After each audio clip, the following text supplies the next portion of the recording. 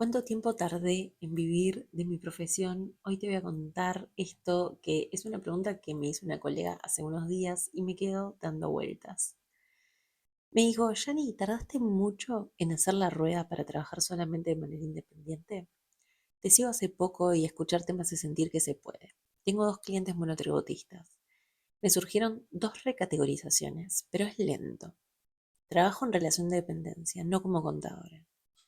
Y me dieron ganas de hacer este video porque creo que muchas contadoras están exactamente en ese lugar.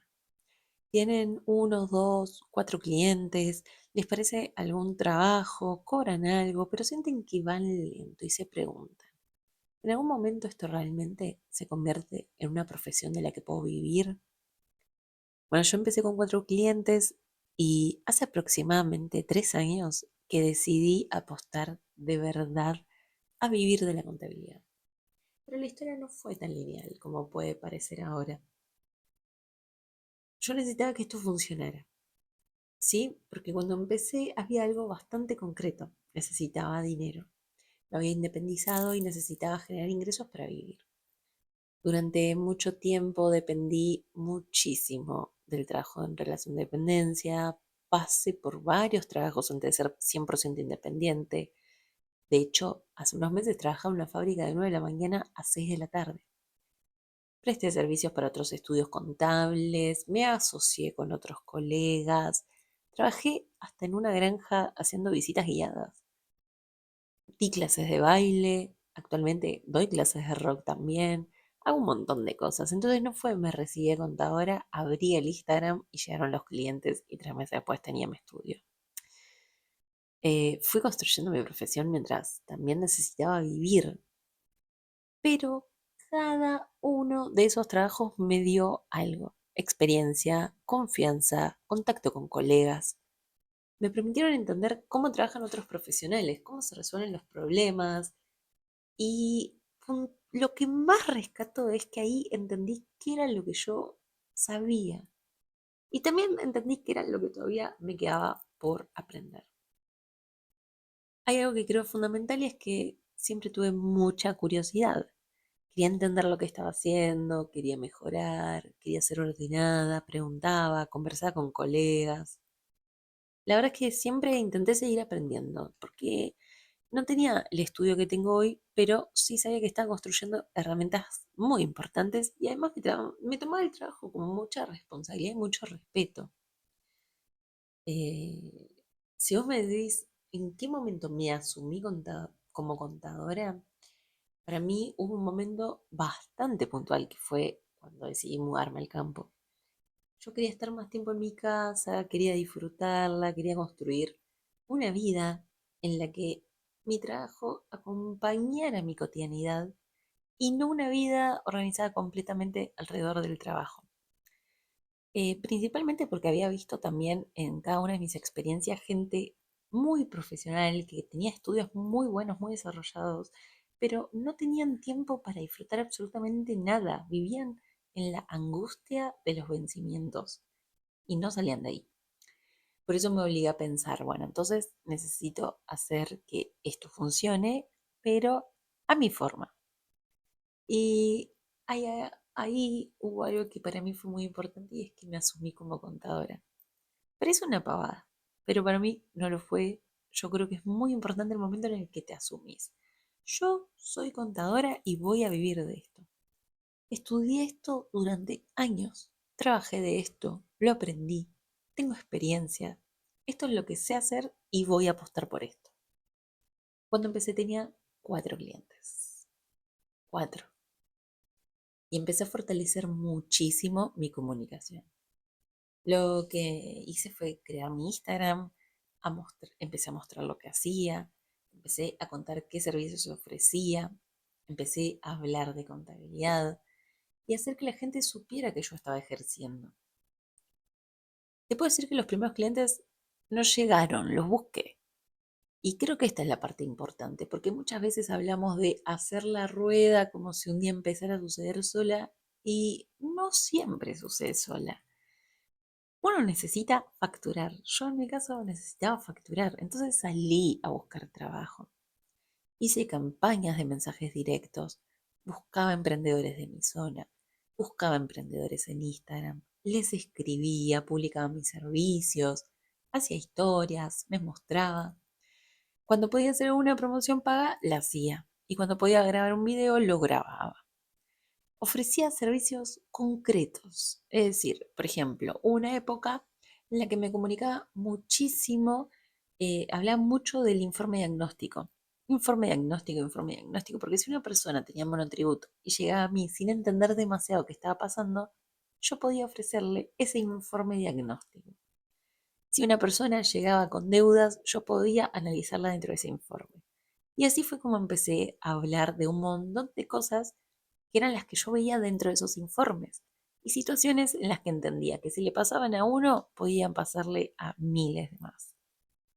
Entonces, lo que buscaba era sentarme, revisar la situación del cliente, entender qué estaba bien, qué había que corregir, qué necesitaba hacer.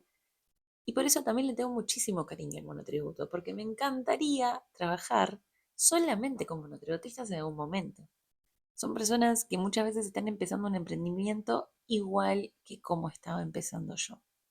Solamente que yo estaba un poquito menos perdida que ellos. Yo entendía la ley, entendía los impuestos y podía resolverles problemas reales. Muchas veces nosotros como contadores somos el primer contacto que un emprendedor tiene con un profesional contable. Y eso es una oportunidad enorme. Cada cliente abre un camino. Vos hoy tenés 2 clientes y decís, ay, ¿cómo voy a hacer para conseguir más? ¿Cómo voy a vivir de esto? Bueno, empezando por reconocer que cada uno de esos 2 clientes que tenés abre un camino. Porque con el tiempo, en mi caso, empezaron a aparecer las recomendaciones, tanto de amigos como conocidos, como esas personas con las que había trabajado, esos clientes que conocían a otras personas en su misma situación. Y todos ellos fueron recomendándome. Y acá hay una imagen que para mí explica muy bien cómo veo el crecimiento de un estudio. Yo lo que pienso es como si estuvieses cavando buscando oro, por decírtelo de alguna forma. Aparece el primer cliente y vos podés cavar en la profundidad que quieras y vas a encontrar un montón de otros clientes en su misma situación que necesitan exactamente lo mismo que ese primer cliente. Entonces ahí ya tenés un gran lugar en el que mostrar, hablar, enseñar, comunicar, compartir y dar una solución. Cuando aparece el segundo, es como que armas un nuevo pocito. Aparece un nuevo cliente y vos armas otro lugar. Y así vas armando pocitos que en el fondo se vuelven como si fuesen una especie de em, contenedor que es información clave. Cuando te quieras dar cuenta, vas a poder reconocer un montón de casos en los que viste de pronto cómo llegó, qué problema tenía, por qué te eligió, qué servicio necesita esa persona. ¿Hay otras personas parecidas con la misma situación? ¿Podés comunicar ese servicio? Y así empezaría a hacer mis positos hasta encontrar otro. Y ese segundo cliente abre otra rama y después se abre otra y después otra. Y después de un tiempo tenés un montón de caminos que antes no existían. Me encantaría, si llegaste hasta acá, que me cuentes qué te está pareciendo, si es que sentís que cada cliente te fue armando y preparando para el siguiente. Y si querés vivir de esto, tenés que cobrar. Y hay otra cosa de la que tenemos que hablar, la plata. Porque si tu objetivo es vivir de la profesión, necesitas saber cuánto necesitas para ganar para vivir. Hay que hacer números. Hay que saber cuánto uno necesita facturar y eso te hace tener mucho foco porque intentas prestar servicios concretos para cumplir y cubrir esa facturación ideal.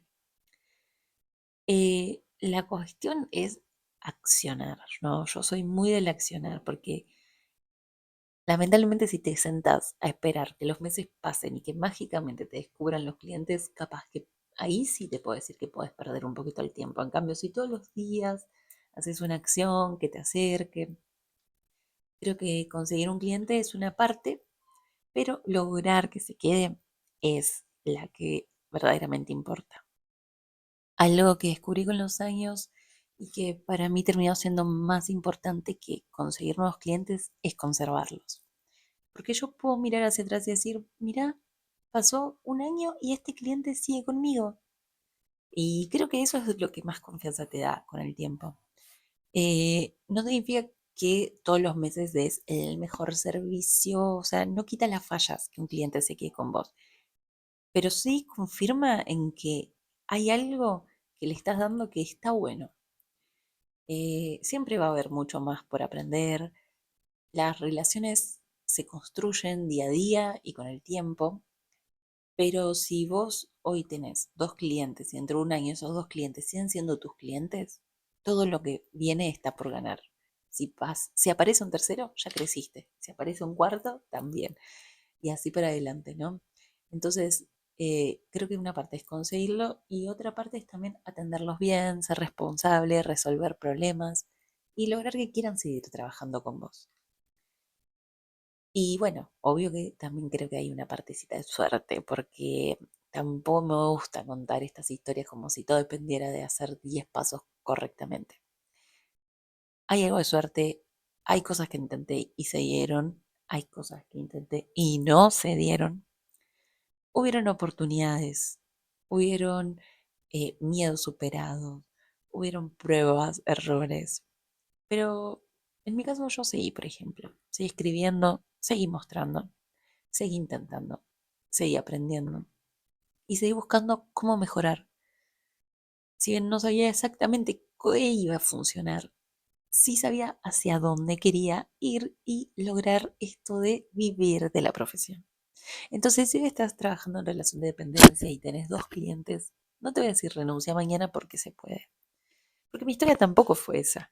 De hecho, el mix ideal para mí es un poco y un poco. Tener un buen trabajo que te dé un ingreso fijo y desarrollar tu estudio de a poco con la calma y con la paciencia que eso requiere. Yo tuve trabajos en relación de dependencia, mientras construía mi propio estudio, trabajé para otros estudios, hice otras cosas y fui construyendo mi profesión mientras avanzaba. Tampoco te voy a decir que tengas paciencia y esperes. Ahí sí que no. Yo soy más de la acción. Que toma acción mientras espere los resultados. Si tenés dos clientes, cuídalos, aprende de ellos, preguntales cómo llegaron, mostrar lo que hiciste. Ofrece otro servicio.